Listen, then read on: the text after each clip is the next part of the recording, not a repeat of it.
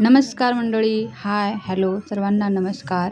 माझ्या नवीन व्हिडिओमध्ये आपलं सर्वांचं स्वागत आहे. आणि आज आपल्याला एक नवीन अशी ट्रेडिशनल अशी रेसिपी करायची आहे आणि ऑलमोस्ट माझ्या रेसिपीला चालू झालेला आहे.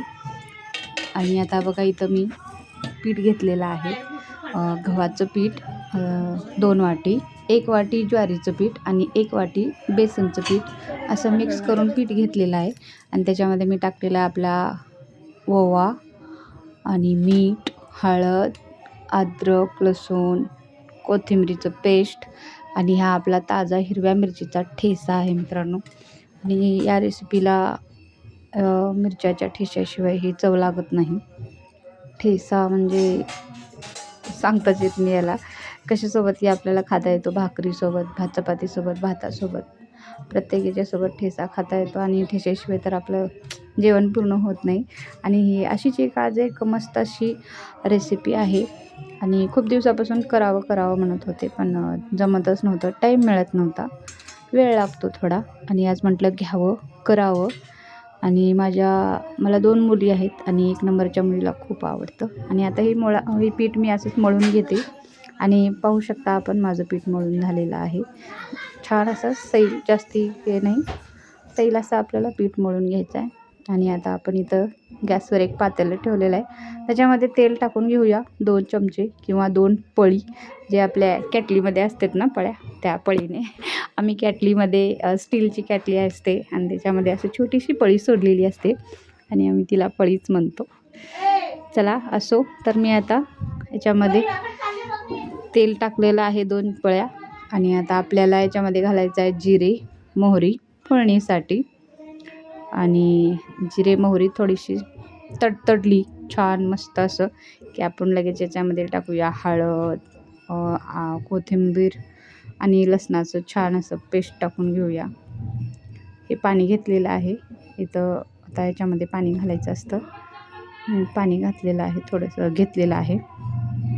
आणि याच्यामध्ये टाकूया आता आपण पेस्ट हुडकते मी, मला सापडत नाही आहे डब्बा. शेवटी मला डब्बा भेटला. थोडंसं पेस्ट टाकूया आपण.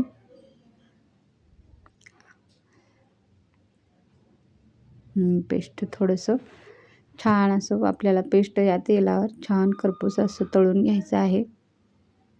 आणि त्यानंतर आपल्याला त्याच्यामध्ये ॲड करायचं आहे पाणी.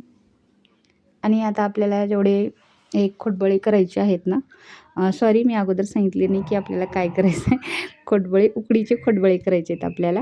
आमच्या इकडं खोटबळे पण म्हणतात. आणि मग आता आपल्याला जेवढं याला पाणी लागतं या खोटबळ्यासाठी थोडं मी पाणी घालून घेतलेलं आहे. आणि आता आपलं इकडं आदण ठेवलेलं आहे मी आता गॅसवर.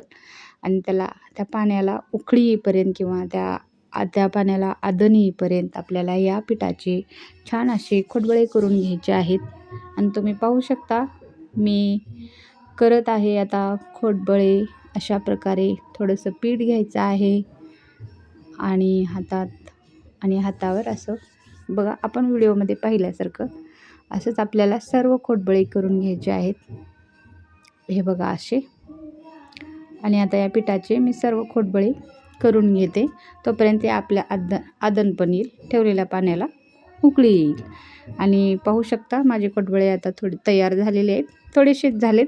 पण आता इकडे बघा किती मस्त असं आदण आलेलं आहे. आणि खळखळून आदण आले, मस्त असं फोडणी झणझणीत बसली आहे.